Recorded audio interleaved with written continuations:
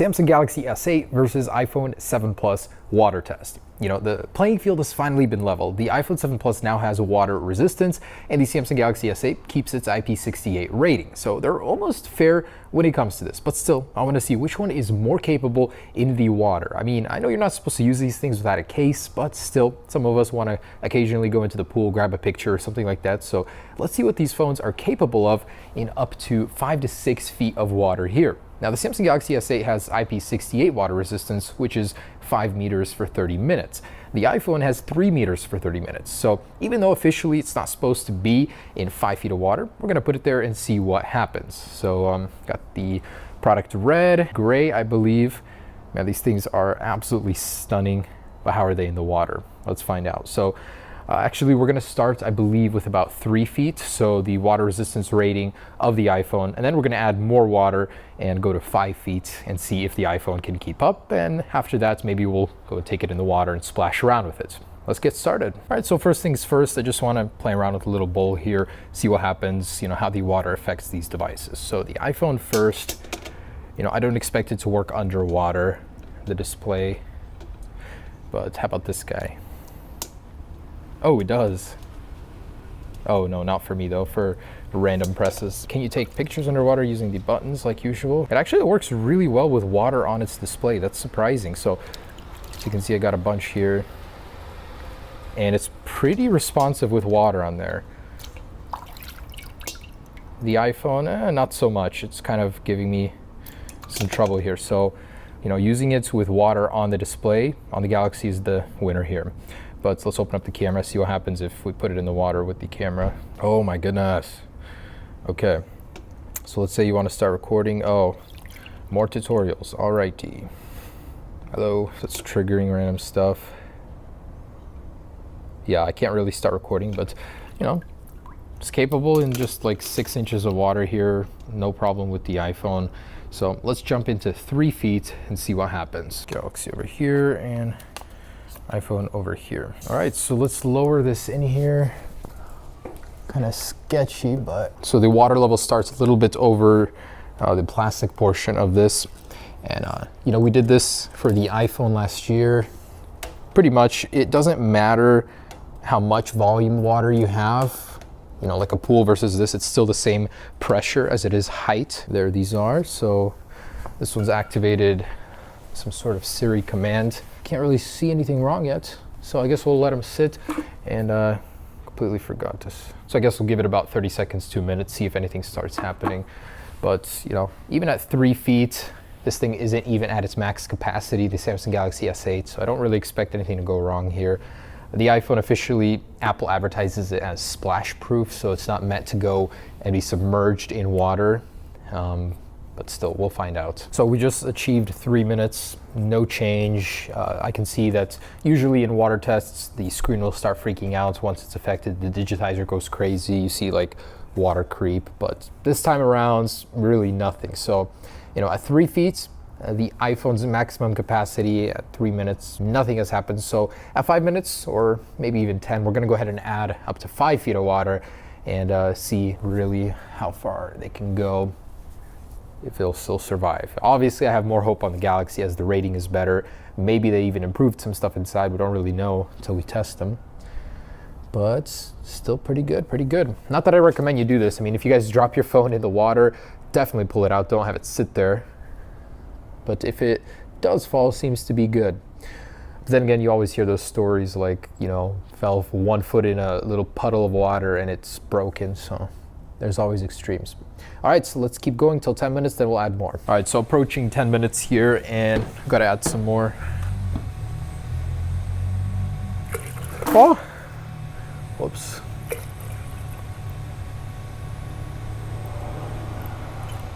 I need to go get some more water. All right, so with about 5 feet of water in there now, we've added more pressure. I don't really see any change in the phones. You know, still on the same screens, not freaking out. Actually kind of surprised here. But then again, it's a little different in the real world. They're usually splashing around, moving. There's more chance of water getting in there. So we're gonna test that out, of course, but just stationary, say your phone fell into the water and sat there, this is what's gonna happen, really nothing. You know, I'm a little surprised. So here we go, we're gonna keep on going. I don't know how long we're gonna do this, but you know, until something happens, I think. All right, so 15 minutes, no sign of anything. So time to pull it out, see if anything was affected. Well, this thing's like full here. All right.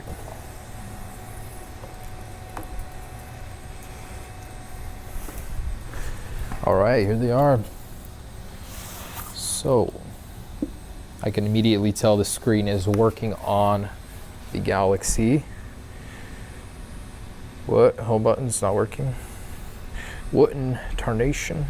Whoa. Not now. Did this thing get water damage? Okay, so display and home button is not responding whatsoever. You can see the... Wait, you can actually see water damage? Correct. I can't see any signs of water damage. Usually you'll see like some creep in there. But this thing is literally brand new, just out of the box, so it hasn't been opened, anything like that. And it was affected by water. What in the world? I'm gonna try and... Oh, it is. Oh my goodness. For the longest time it was alive there, but I'm like, this thing has to be working. Wow, I'm so disappointed right now. How? Is the product Red worse at water resistance than usual? So home button won't work. There's actually water coming out of here. I wonder if we can shoot it like before. No, so if I squeeze it, water does come out. What? That's seriously surprising, because usually these are so good at water resistance. So Galaxy on the other hand, so the iPhone, I can't get it to unlock because the home button won't work. Look at that, actually, it's got this really weird pattern going on. Wow, so a little disappointed there.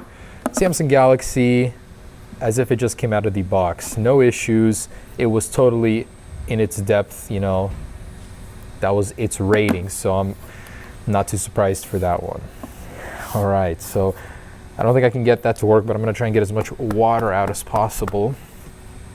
Oh my goodness, squeezing this, so much water comes out. What the heck? Wow, I'm just baffled. Like, what the heck? It's always been so good for me, except when it comes face to face with the Galaxy S8. Guess it's a little intimidated by that one. So can you swim with your iPhone? I think definitely not. It's not something you should do. If you drop it in water, got to pick it up right away. Man, it is still working though, which is surprising. You know, the thing with water is though, you can't really tell for how long.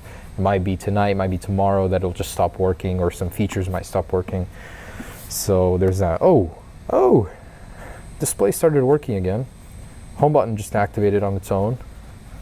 Not by my doing, like the press itself won't work, but display does work. That's kind of interesting. So that still works, but you can see the whole stainage there. All right guys, so there it is. That is the water test between these. iPhone still seems to work. Samsung Galaxy for sure won this round. So I guess we can take it down to the river, go swimming with it for a little, see if that affects it. But you know, even just not moving, this thing has won. I really don't want to do this, I'll be honest with you. It's kind of cold, the water level's really high here, and it like stirs up all the sediment. It is like the nastiest water ever, but I really don't have anywhere else to go. I don't have like a apartment pool or anything, not without sneaking in anyways. So there we go, we got this guy. I'm gonna pop it into the backpack while I jump, and then I'm gonna swim around with it just to show you guys a little bit of activity in the water, you know, if this thing will be affected or not with some movement. We dropped it in the cylinder, there's really not much movement there, it just sits. So guess we can do that now.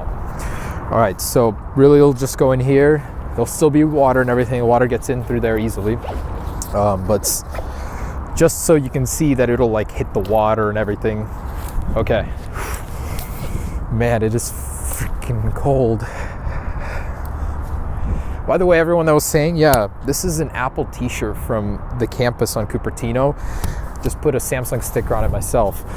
Anyways, don't watch me change, man. All right, I'm not gonna even think about this, just do it, because I'm not gonna do it if I think about it. Let's go.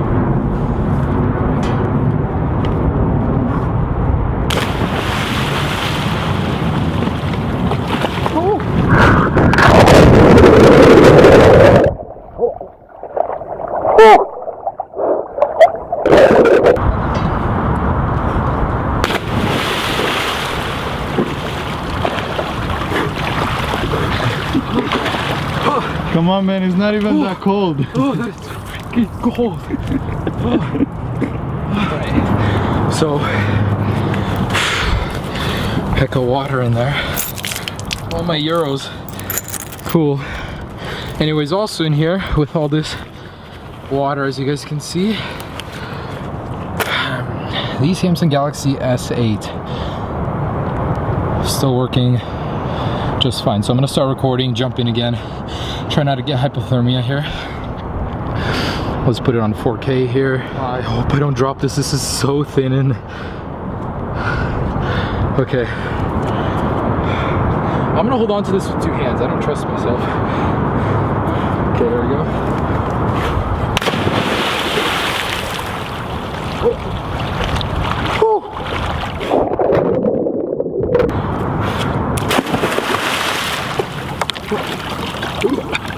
Okay. Alright guys, so there it is, the Samsung Galaxy S8 Plus. I don't want to really spend any more time in the water, but as you guys can see, it has survived pretty much everything we threw at it and everything we threw it in. So actually beat the iPhone. So it may have lost on the drop test, but on the water, this thing definitely does very, very well. So thanks for watching, guys. Be sure to check out the other tests. Peace.